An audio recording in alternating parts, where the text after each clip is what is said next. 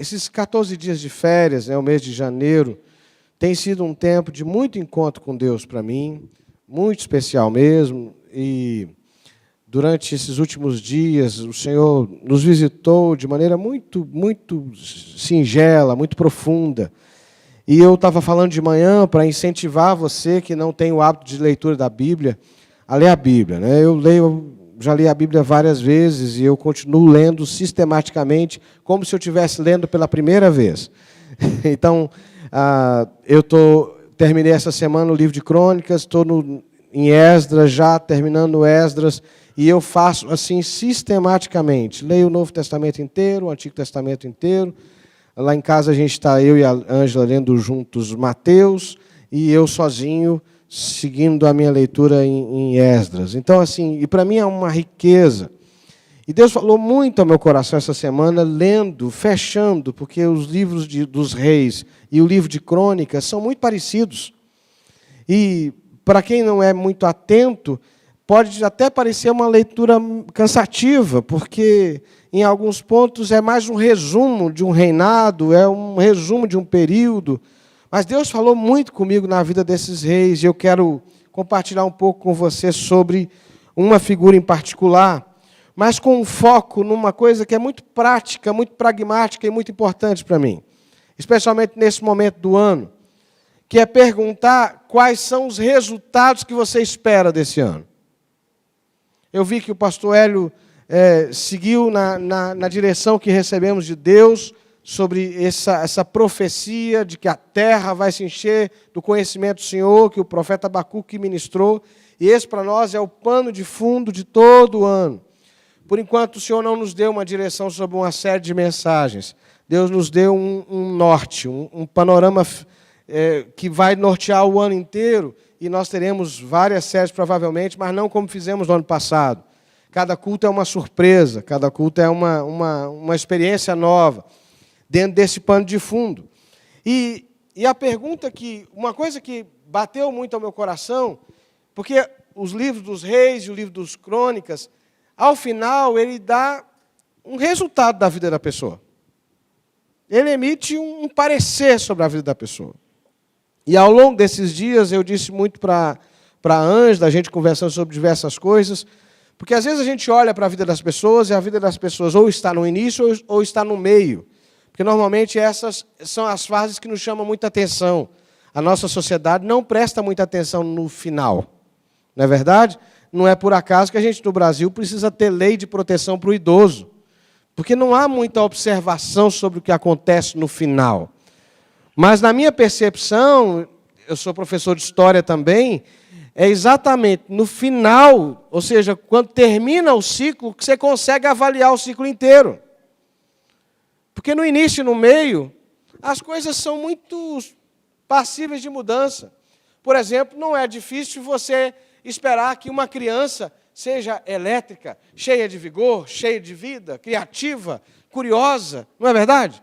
Não é natural que uma criança seja assim? Quem tem filho pequeno, que quando o filho está muito quietinho, você fica preocupado. Não é verdade? Quando eles estão muito quietos, não é? A gente fica preocupado, não fica? Quem tem filhos nessa idade, não é? Ficou quieto demais, você diz assim, tem alguma coisa errada. E é horrível quando o filho tem uma febre, nem que seja uma dorzinha de garganta, fica febril, você já fica assim, eles ficam amuadinhos, você já fica preocupado. Não é muito estranho também olhar um jovem e ver um jovem cheio de novas ideias, criativo, querendo mudar o mundo, cheio de força, não é? Espera-se dos jovens isso, não é verdade? Agora, é extremamente desafiador ver uma pessoa já madura, no momento maduro da sua vida, ainda criativo, ainda corajoso, ainda forte, ainda buscando coisas novas, ainda querendo sonhar, ainda realizando, como o Caleb, que diz aos 85 anos para Josué, ei Josué, me dá minha terra, porque eu ainda tenho o mesmo vigor que eu tinha atrás. Eu sei que o vigor físico, naturalmente, ele vai esvanecendo, é normal, mas você avalia a vida de uma pessoa no final. No final, você sabe se ela fez muitos amigos ou poucos amigos, se ela teve uma vida relevante ou se ela não teve. Não é? No final. Às vezes, no velório, a gente consegue ver muita coisa. E o final fala dos resultados. Eu não quero caminhar numa linha pragmática demais do mercado, que pensa em resultado a qualquer custo, mas a gente precisa pensar nos resultados da nossa vida. Quais são os resultados que você está buscando para esse ano de 2020? O que você espera alcançar nesse ano? Porque quem não tem expectativa nenhuma, qualquer coisa serve. Não é verdade? Para quem não tem expectativa nenhuma, qualquer coisa serve. Eu já contei a história aqui, que eu não inventei, do doidinho da floresta, não já? Quem lembra da história do doidinho da floresta? Tem uma pessoa que lembra. Então eu posso contar de novo. Minha mulher já ouviu umas 3 vezes. Né? Então, se tivesse umas 20, eu não ia contar de novo. O doidinho da floresta tinha uma fama de ser um moço fantástico no tiro ao alvo. Ele vivia na floresta, era um sujeito, e essa história não foi eu que inventei, cada vez que eu conto eu dou uma floreada nela, entendeu? Mas era um sujeito habilidosíssimo com tiro ao alvo. E todo mundo tinha medo, porque você passava pela floresta e tinha os alvos desenhados e as balas cravadas no meio do alvo. E, de repente, chegou um moço lá visitando a cidade, ficou curioso com aquela... Era uma atração turística da cidade. Esse já é um acréscimo meu. Né? E aí ele disse assim, eu quero conhecer esse doidinho da floresta. E aí o moço diz assim, não, pois vai lá, mas você fique esperto, porque ele não gosta de ninguém nos arredores. Se ele vê, ele atira e ele é certeiro. Então, esse moço, muito inteligente, foi devagar, sorrateiramente, ficou prestando atenção no doidinho da floresta. E ele ouviu os estampidos. Pô, pô. E ele chegou mais perto e viu. O doidinho da floresta realmente atirou algumas vezes, acertou numa árvore, e depois de acertar, ele foi lá e desenhava um alvo ao redor da bala. Ele atirava, depois que ele atirava num determinado lugar, ele ia lá e desenhava o alvo. E a bala estava onde? Sempre no centro. Tem gente vivendo assim. Atira para qualquer lado e depois vai lá e faz o alvo em volta. Só que a gente sabe que esse tipo de vida não satisfaz, não realiza. Ela é muito ativa, mas não é necessariamente produtiva.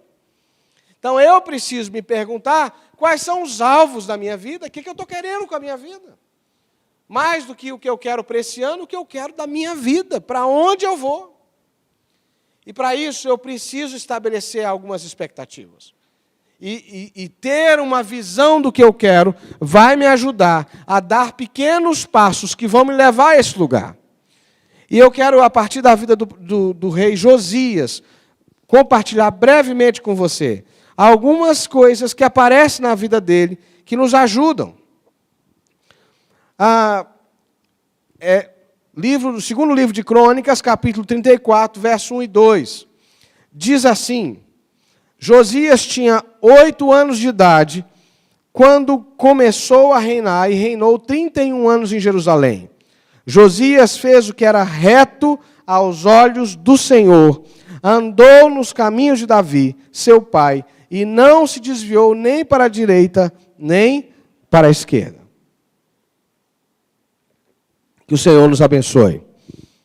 A primeira coisa que me chama a atenção, eu quero te encorajar a ler o capítulo 34 e o capítulo 35 do livro de Crônicas, que vai te ajudar a entender melhor o contexto da vida de Josias.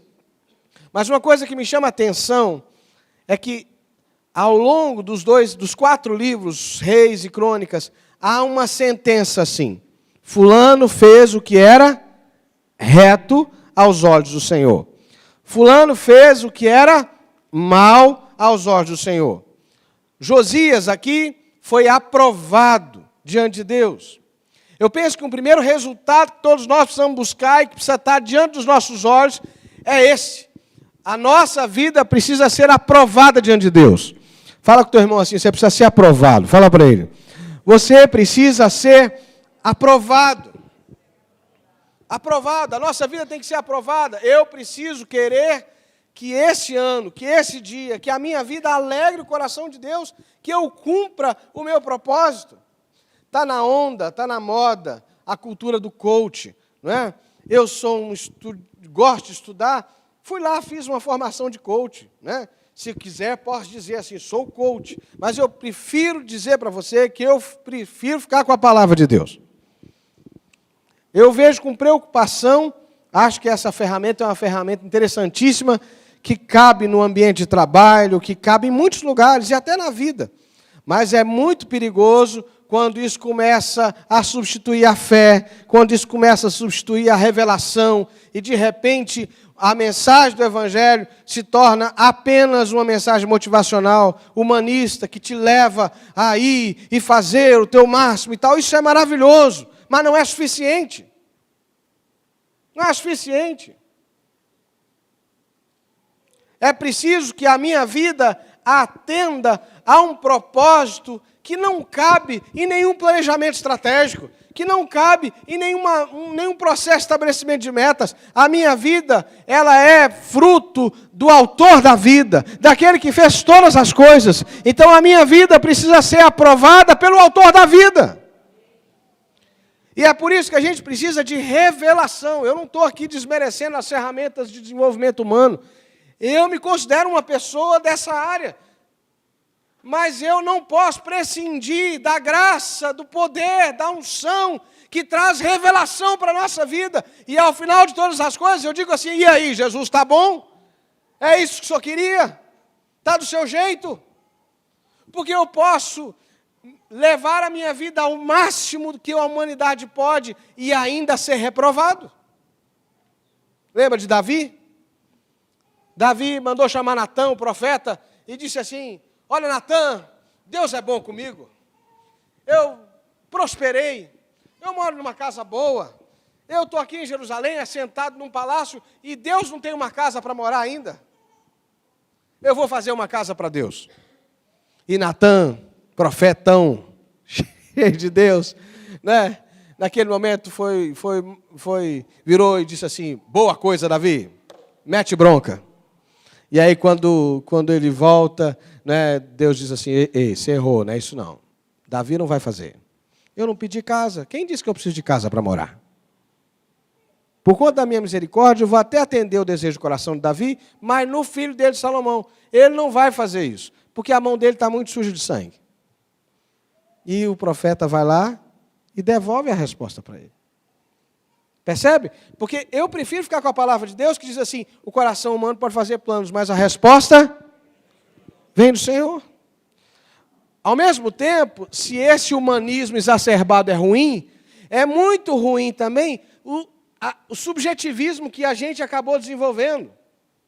Uma coisa que às vezes a gente que é cristão fez muitas vezes assim, o que importa é o coração.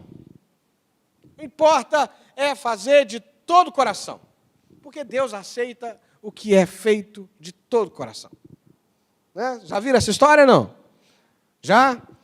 E aí você, quando vai ao médico, vira para o médico e diz assim, doutor, o senhor não precisa se preocupar. Eu só quero que o senhor me atenda de todo o coração. Não é verdade? Você entra no ônibus e diz assim, olha, motorista, vai na bênção aí, não precisa preocupar com os sinais de trânsito, com as leis de trânsito, dirija com todo o seu coração. Funciona assim? Vai cortar o cabelo e diz assim para o barbeiro, né, olha, fica à vontade, desde que você faça com todo o seu coração. Quando você vai, eu ainda corto o cabelo em barbeiro, né? E os barbeiros precisam continuar vivendo, não é verdade, irmãos? E depois que ele corta o cabelo, o que ele faz? Ele pega um espelho, os homens aí, né? Que as mulheres têm uma sala de espelhos. A gente tem um espelhinho quadrado, que ele pega e mostra o pé, e diz assim, ficou bom? É isso mesmo? Né? A gente diz assim, eu queria um pouco mais de cabelo aqui. Ele diz assim, olha, milagre eu ainda não estou fazendo. Não é verdade? O que ele pergunta? Ele pergunta pelos resultados. É interessante que Jesus, no primeiro milagre que ele fez em Caná da Galileia, ele perguntou pelo quê? Ele pegou a água que ele transformou em vinho e entregou na mão de quem? Do mestre-sala. Quem era o mestre-sala? A pessoa habilitada para testificar se o vinho era bom ou não. Então, por exemplo, nós, a equipe pastoral, no final do ano, nós passamos o mês de novembro e dezembro quase todo avaliando os nossos resultados como igreja. Porque o número de pessoas que a gente alcança para Jesus, o número de pessoas que a gente consegue acompanhar, aconselhar, os casamentos que a gente consegue acompanhar, as células, o crescimento, falam da eficácia do nosso trabalho. E a gente vai começar o ano nesse mesmo lugar. E a gente precisa se perguntar se a gente está agradando a Deus, se eu estou sendo aprovado. E como é que eu vou saber se eu estou sendo aprovado? Eu preciso saber aonde Deus quer que eu chegue. Onde que Deus quer que a sua família chegue? Onde quer que Deus quer que seu casamento chegue? Onde Deus quer que sua empresa chegue? Onde Deus quer que você, como profissional, chegue? Você acha que está bom para Deus? Irmão, se tiver bom para Deus, está ótimo. Entendeu? E às vezes a gente erra muito e sofre muito porque a gente vive esperando a aprovação dos outros. E aí acontece uma segunda coisa, como você vive esperando a aprovação dos outros, você acaba não conseguindo perceber as conquistas que estão preparadas para você. E esse é o segundo passo, que para mim é muito importante. Eu preciso me dedicar àquela que é a minha trilha, àquela que é a minha história, aquelas que são as conquistas que Deus tem preparado para mim. Josias foi empossado rei com 8 anos de idade. 8 anos de idade. Ou seja, ele não escolheu isso. Estava na história, no destino hereditário dele ser rei. E o que acontece com ele? Ele assume. E quando ele assume, a primeira coisa que ele faz, Josias faz 3 coisas que para mim são muito importantes. Você vai ver que o texto vai dizer que ele seguiu no caminho do seu pai Davi. Davi não é pai de Josias. Davi é pai de Josias no sentido da bênção, da promessa, da aliança que eu falei aqui na hora da oferta. Josias honra a aliança. E aí, quando ele honra a aliança, ele toca no que é visível. E o que é visível? Quando ele lembra que o povo de Israel é um povo que tem uma aliança, Josias olha para o templo e o templo está em ruínas.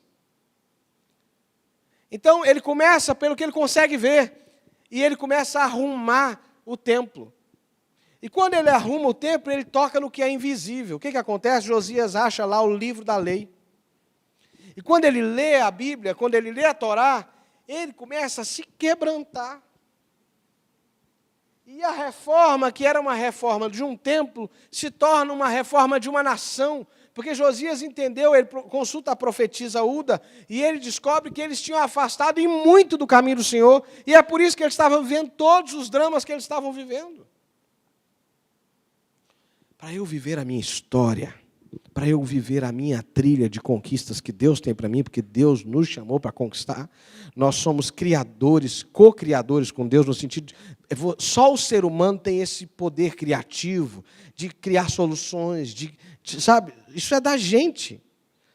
As outras espécies, elas conseguem o máximo para a subsistência e repetem aquele ciclo. Nós não, a gente consegue deixar legado, a gente vai além, a gente tem pessoas que tocam séculos, histórias, gerações e mais gerações. Eu preciso me conectar com a promessa. Quando no Atos dos Apóstolos, no Pentecostes, quando o povo vê os discípulos recebendo o fogo do Espírito, eles dizem assim, o que a gente faz? Uma multidão de quase 5.000 pessoas. E Pedro diz assim, é sobre vocês também a promessa. Essa é a palavra de Pedro. É sobre vós também a promessa. Eu preciso acreditar, irmão, que há um plano de Deus para a minha vida, há uma promessa de Deus para a minha vida, e aí, porque há uma promessa, eu me conecto a essa promessa e eu começo a tocar no que é visível. Um exemplo prático do que é visível, o seu tempo com Deus. O seu tempo com Deus. A sua Bíblia. Eu, por exemplo, a gente não consegue fazer do jeito que a gente gostaria, mas os irmãos devem observar, a gente está sempre procurando arrumar uma coisinha, arrumar outra aqui no templo, porque para mim isso aqui fala da nossa espiritualidade. Se as coisas estão muito bagunçadas no que é visível, é porque o invisível está uma bagunça maior ainda. O coração da gente não está nas paredes, mas elas têm que estar arrumadinhas, porque elas falam do que é invisível. É igual a sua casa, não é? Eu não posso receber ninguém no meu carro agora, porque o meu carro está uma bagunça. A gente já está desesperado para arrumar vindo de férias, você sabe o que é, né? Eu fico apavorado quando eu vejo meu carro sujo. Eu digo, eu tenho que limpar, porque meu carro fala do meu caráter. Tem gente já preocupado aí, né? É verdade, a minha casa, o jeito que eu arrumo as minhas coisas, fala do que é intangível, do que não tem a ver com riqueza, não, irmãos, com luxo, não. Eu estou falando de asseio, de cuidado, de zelo. Quem aqui é do interior e já entrou numa casa com chão de barro, batido, branco, asseado, uma coisa extraordinária? Quem já entrou? É um coisa de louco. É uma oportunidade que todo mundo devia ter na vida. De um fogão a lenha, um piso de chão batido, tijolo de adobe, que chama de barro também, casa de pau a pique, mas tudo arrumadinho. Fala do caráter. Fala da vida da pessoa. E aí, se você quer saber, por exemplo, eu hoje leio a Bíblia no celular, né? Eu escuto, leio a Bíblia no celular, mas na época que a gente usava a Bíblia só impressa, uma Bíblia novinha de mais muitos anos, essa é nova, viu, irmãos? Mas uma Bíblia novinha de mais muitos anos era sinal de que ela não era usada. Não é verdade? Hoje não dá para medir isso, porque a gente usa a Bíblia no celular. Então, o meu aplicativo do celular dá para marcar o texto que eu li, então está tudo, né? Mas o seu tempo com Deus, como é que você diz que Deus é importante? Você não tem tempo com Ele, você não tem tempo de oração, você não tem tempo de ouvir a palavra, você não tem tempo de meditar, você vem ao culto um domingo sim, 2 não. Entendeu? Qualquer coisa te tira do compromisso com Deus, qualquer coisa te tira da presença de Deus, um irmão que te olhou diferente já é motivo de você mudar de igreja. Toca no visível. Mexe no visível. Começa a mudar o que é visível. Porque a hora que você começar a mudar no que é visível, mudar o seu... Observar. Pastor, eu não consigo orar. Eu vou para o meu quarto de oração, não consigo. Posso te dar uma dica? Liga um som lá, uma música de adoração e fica lá. Não precisa falar nada não. Diz assim, Jesus, estou aqui, vim encontrar o Senhor. Se você dormir, tudo bem. É melhor dormir na presença de Deus, o pastor Jeremias disse uma vez, do que assistindo novela. Tudo bem se você dormir na presença de Deus. Você vai acostumar. Vai ter dias que você vai dizer assim, Jesus, estou aqui. Ele vai dizer assim para você, eu também. Aí você vai abrir um olho assim. Entendeu? E aí as coisas vão começar a mudar. Mas comece a mudar, faça um propósito esse ano. Esse ano eu vou ler pelo menos um capítulo por dia da Bíblia. Não como quem tem uma obrigação a cumprir, mas como quem tem um desejo a suprir, como quem tem uma necessidade a suprir. É uma necessidade, eu quero conhecer Jesus, eu quero conhecer a Deus, eu quero me aprofundar na presença de Deus, então por isso eu dedico tempo a Ele. Houve um tempo que vida devocional era obrigação para mim, eu confesso. Houve um tempo que eu dizia assim, eu tenho que ter minha vida devocional, eu tenho que ter, eu tenho que ler. E eu ficava feliz de dizer assim, puxa, hoje eu passei meia hora na presença de Deus. Olha, hoje eu consegui ler tantos. Houve uma época que era assim. Hoje é uma necessidade para mim. Hoje tem a ver com minha vida. Para mim, estar com Deus e ter tempo com Deus é como comer. Para mim, o dia que normalmente eu faço, a primeira coisa que eu faço no meu dia, quando outras coisas começam a acontecer antes disso, me embola, eu fico chateado, bravo, porque eu tive que fazer outras coisas antes da minha vida devocional. É uma prioridade. Entende? E eu tenho um desafio para mim esse ano de aumentar o meu investimento nisso. Eu quero passar mais tempo na presença de Deus. E como eu não tenho mais horas no dia, eu vou ter que ter menos horas de sono. Né? Ore por mim para que eu consiga isso em nome de Jesus. Porque eu descobri que tocar no visível, tocar no que é tangente, dá aberturas para que Deus toque no que é invisível. Para que Deus faça alterações onde ninguém mais pode fazer. Entendeu? Quando eu começo a mexer aonde eu posso mexer, eu dou liberdade para que Deus mexa onde só Ele possa mexer. E isso vai me levar para o meu trilho. Isso vai me levar para a minha história de conquistas, para as coisas que Deus quer que eu faça. Isso vai me dar clareza para dizer assim, isso é para mim, isso não é para mim. Isso é de Deus, isso não é de Deus. Isso agrada a Deus, isso não agrada a Deus. Isso vai me ajudar a discernir. E a terceira coisa para a gente terminar. Essa lição, essa palavra vai ser compartilhada nas células durante a semana, então você vai ter a chance de aprofundar, né, os que são líderes de célula, dar uma melhorada, né, e vai dar pano para a manga. Né? Então, a terceira coisa que me chocou muito, muito, foi o final da vida de Josias. O final da vida de Josias. Eu já li a Bíblia muitas vezes, mas eu não tinha me atentado para isso ainda. Quando você pega o capítulo 35, no verso 20, se você puder acompanhar comigo, diz assim: depois de tudo isso, quando Josias já tinha restaurado o templo, o rei Neco do Egito subiu para guerrear em Carquemes, junto ao rio Eufrates. E Josias saiu para lutar contra ele. Então, Neco mandou mensageiros a ele, dizendo: o que você tem contra mim, rei de Judá? Não venho contra você dessa vez, mas contra o reino com o qual estou em guerra. E Deus disse que me apressasse. Pare de se opor a Deus que está comigo, para que ele não o destrua. Mas Josias não voltou atrás. Pelo contrário, se disfarçou para lutar contra ele. Não deu ouvidos às palavras que Neco lhe havia falado da parte de Deus e foi lutar no vale do Megido. Os flecheiros atiraram contra o rei Josias. Então o rei disse aos seus servos: tirem daqui, porque estou gravemente ferido. E dessa flecha ele morre.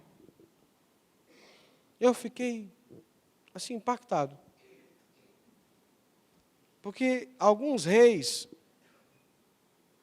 tinham recebido uma palavra que o fim deles seria muito ruim, porque eles desobedeceram ao Senhor o tempo todo. Mas Josias vinha muito bem, gente. Josias vinha muito bem. Ele fez o que era reto. Ele foi aprovado diante de Deus.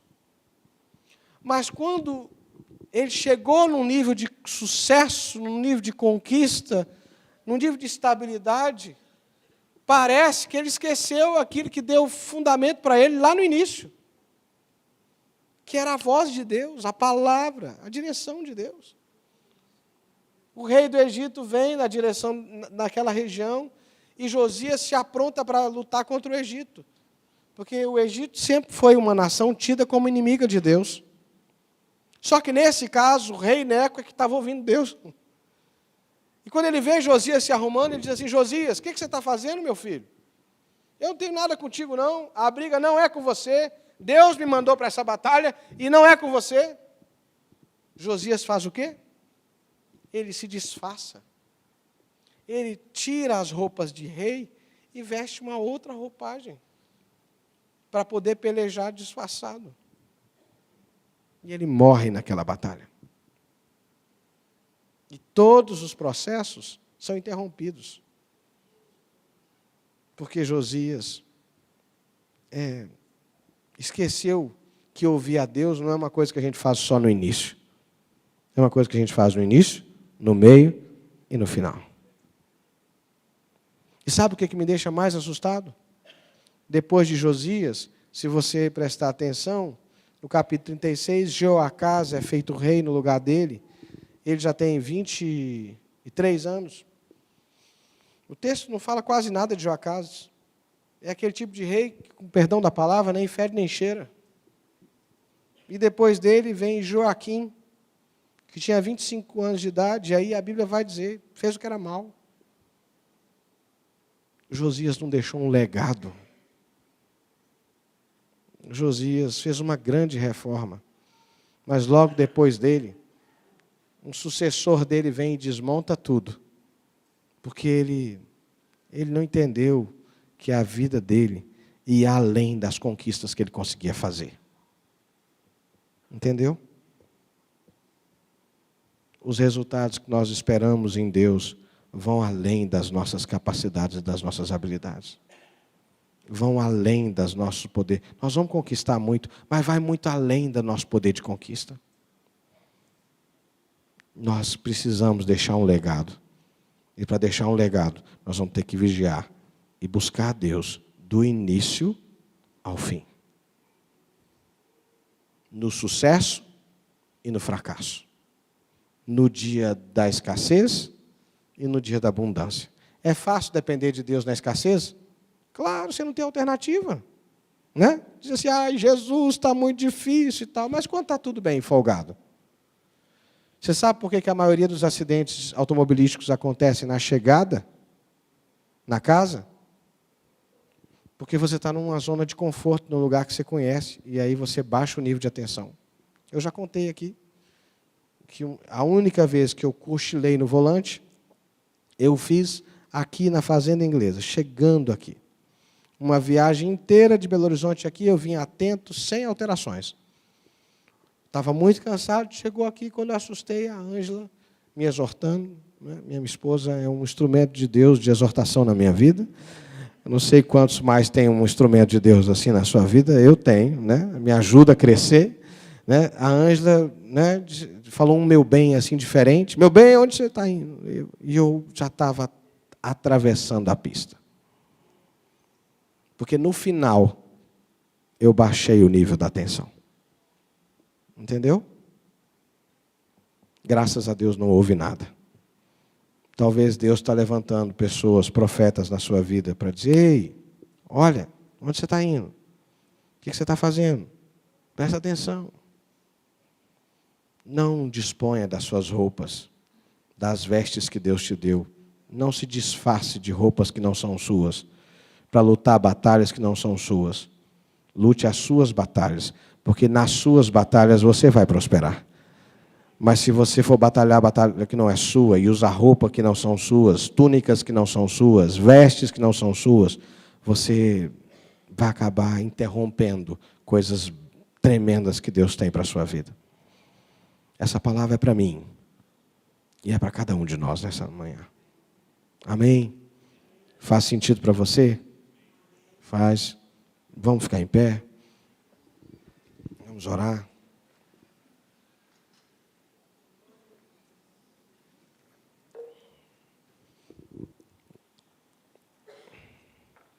Eu gostaria de te convidar ao altar, mas eu penso que essa palavra é uma palavra para todos nós, não é verdade? Para todos nós. Então eu queria que você fizesse desse lugar onde você está o seu altar. Você pudesse colocar a mão no seu coração. Coloque a mão no seu coração. A Bíblia diz, o apóstolo Paulo, quando foi dar uma instrução sobre a Santa Ceia, ele diz assim, examine-se o homem a si mesmo. Então faça um exame de você mesmo. Pergunte para Deus, Deus, quais são os resultados que o Senhor espera da minha vida? Isso não é para te colocar um peso, não, muito pelo contrário. Isso é para abrir os seus olhos, é para te dar um horizonte novo. O que o Senhor está esperando de mim, Deus? A Bíblia diz, eu é que sei que pensamentos que tenho a respeito de vocês. A Bíblia que diz que os caminhos de Deus são mais altos que os nossos. É a Bíblia que diz. Então, diga para Deus, abre os meus ouvidos espirituais, Senhor. Abre os meus olhos para conseguir visualizar, contemplar aquilo que o Senhor tem preparado para mim.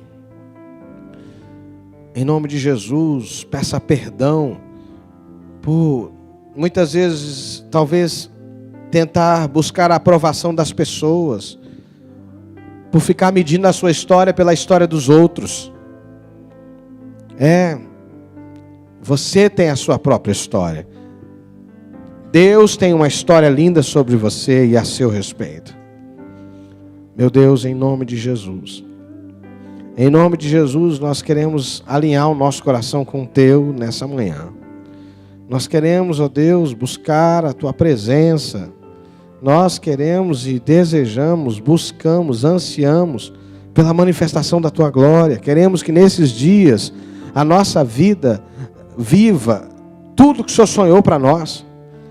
Aqui cada pessoa representa um sonho. Cada família representa um sonho, um projeto. O Senhor sabe, houve traumas, decepções, situações dificílimas no meio do caminho. Mas, meu Deus, o Senhor esteve presente, está presente, e o Senhor nos trouxe até aqui. E se o Senhor nos trouxe até aqui, é porque há um plano sobre a nossa vida. Há um propósito, tem um mistério. A nossa vida não acabou ainda. E nós queremos, em nome de Jesus, pedir perdão por expectativas tacanhas, por colocarmos teto, limite aos planos do Senhor na nossa vida. E nós queremos, em nome de Jesus, dizer: venha, Senhor, o teu reino. Venha, Senhor, e faça-se a tua vontade. Manifesta, Jesus, os teus planos. Manifesta, Senhor, aquilo que está no teu coração, aquilo que é desejo do Senhor. Que em nome de Jesus, Senhor, a nossa vida esteja escondida no Senhor.